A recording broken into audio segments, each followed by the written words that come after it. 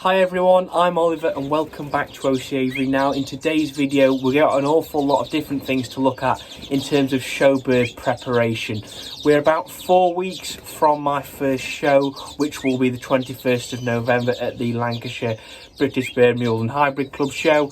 So we've got an awful lot of preparation and different things to do with the birds to get them ready for that show. So today we're going to be looking at the diet of the birds. We're going to be looking at how to improve them in other ways, such as the feather of the birds. The diet does matter when it comes to shape as well, and hitting that show standard that we're after with the native finches, and then a few other tips and tricks along the way that will hopefully be useful for yourself in show training your birds ready for your first show of the year.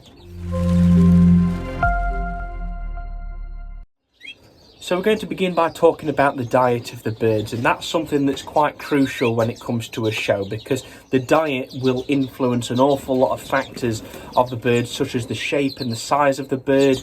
It does obviously depend on the genetics of the bird, how the bird was bred, and selective breeding, but it does add on that extra sort of size, shape, etc.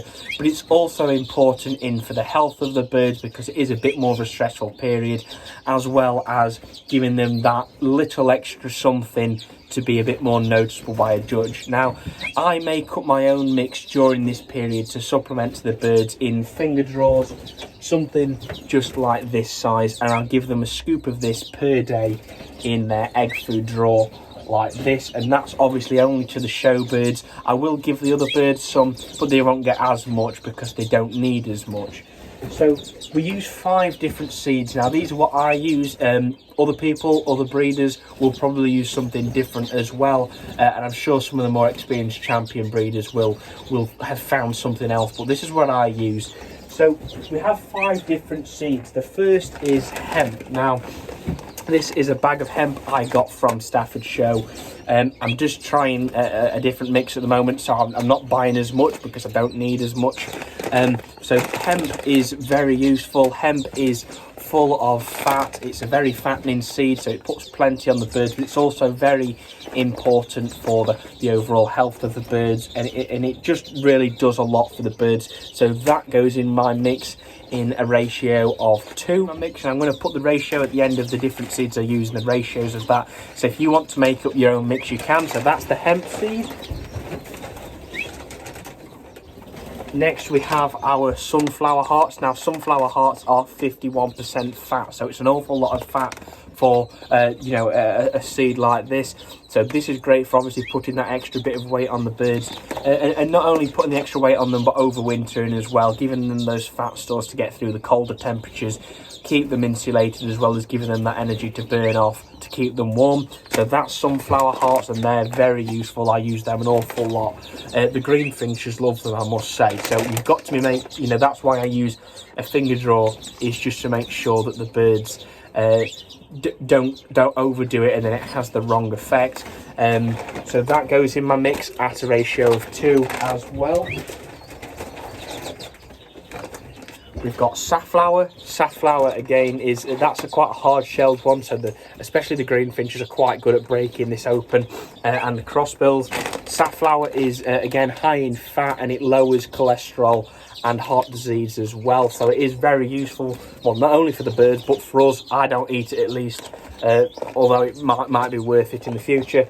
But yeah, so that goes in as a ratio of 2 parts as well.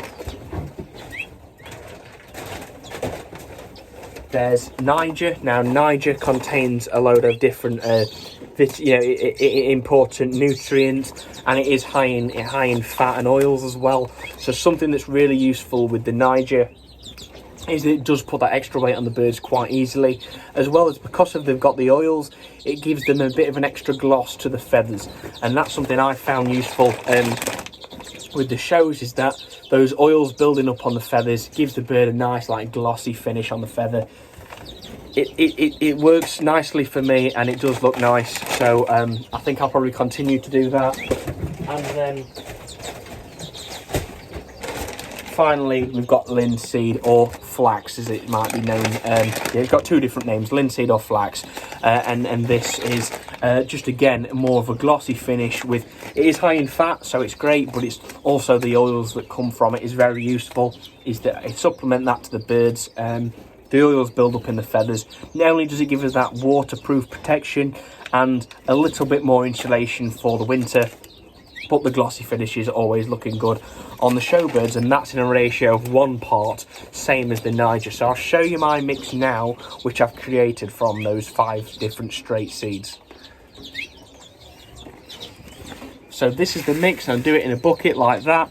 It's 2 parts hemp, 2 parts safflower, 2 parts sunflower heart, 1 part Niger and 1 part linseed, and that's a really nice mix for the birds. They do very much enjoy that, and it goes down quite well. So then once that's all done, I'm getting a finger drawer like that, and I'm putting that into the egg food drawer like this, and that's the day's 1 bird's ration for the day. Now obviously you might be wondering, is that all they get? And that's not right.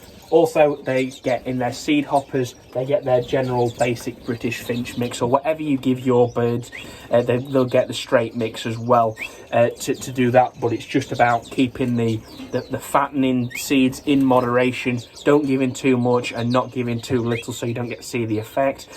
So keeping that about right at a good level to put the weight on, but not too much, and then sustain that weight. And then just letting them fill the bellies as well whenever else they're hungry after eating the fattening seeds, because they do tend to go for them a bit more readily. Then they can fill the bellies with the rest of that seed, and they're more than happy with that. So then you might wonder, after seeing last week's video, we keep the birds in separate cages. They all get 1 cage each when they're a show bird, for multiple different reasons, which we're going to talk about. So as you can see, these are what's behind me. These are the show birds in the smaller finches, so the red poles. We've got a siskin hen and we've got a goldy mule as well.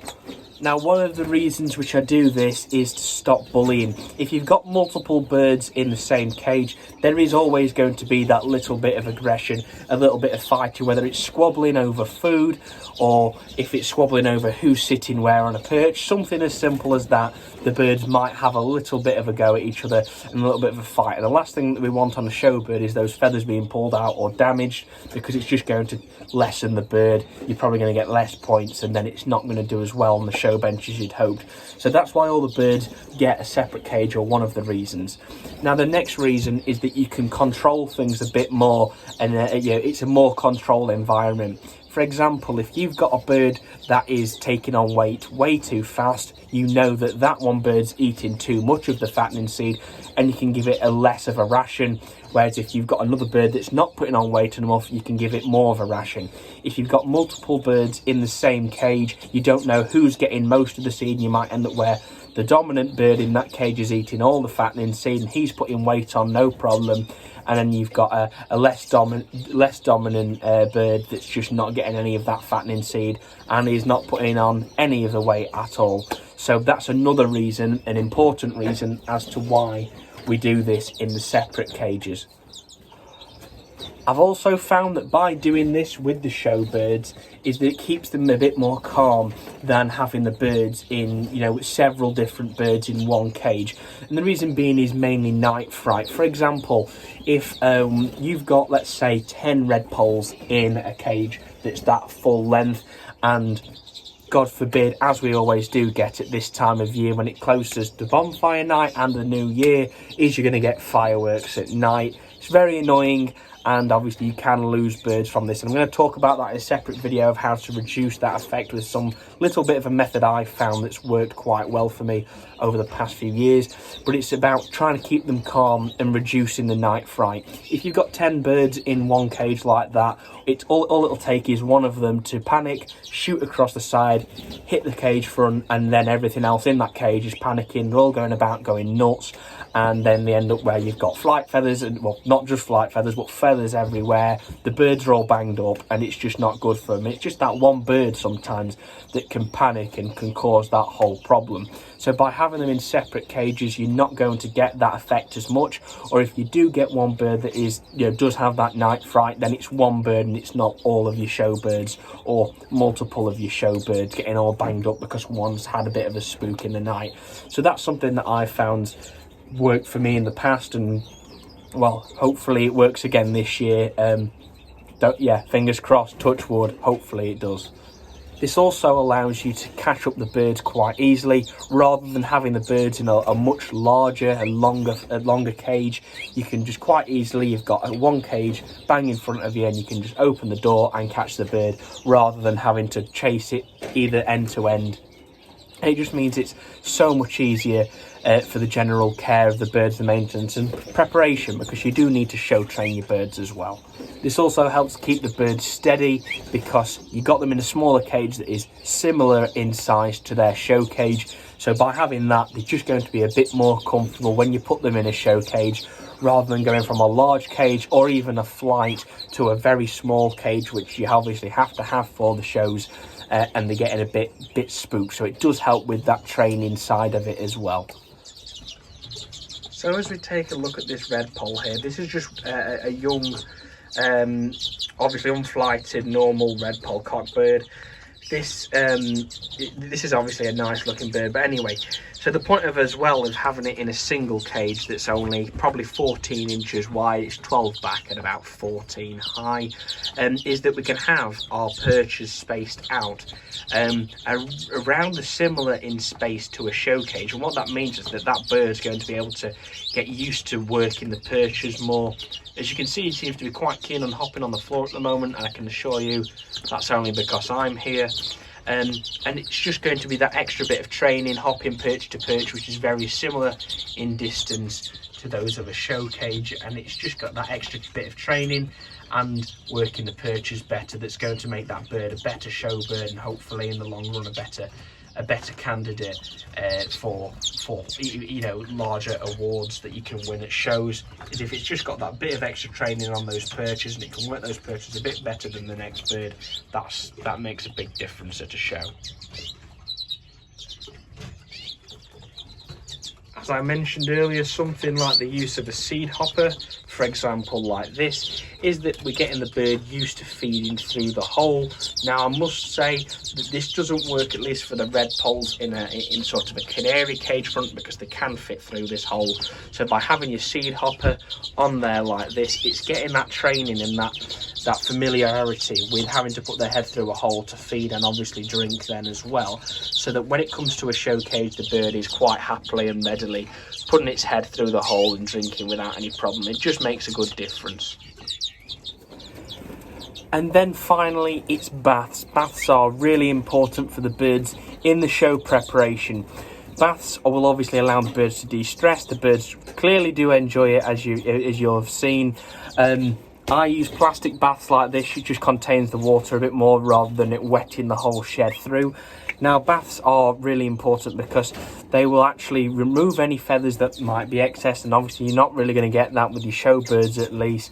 But it's going to maintain your feather quality, keep the feathers clean. It's just a very useful thing, is having the baths on for the birds. And I give it them once every 2 days, because by giving them a day rest, it allows them to really thoroughly dry out and the oils rebuild back up on their feathers.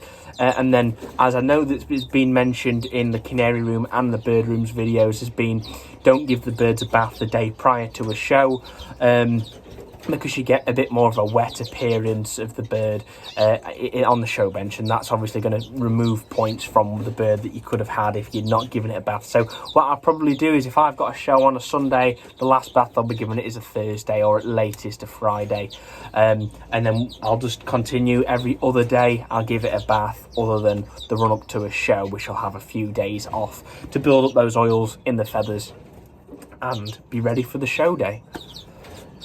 So I hope you've enjoyed this video, guys, and found some useful tips on preparing your birds for the show bench with the diet and the overall maintenance and preparation. We will be showing over the next few videos actually show training, where we've got the birds in show cages and we're just making them move and just seeing how they develop and improve as we train them more and more.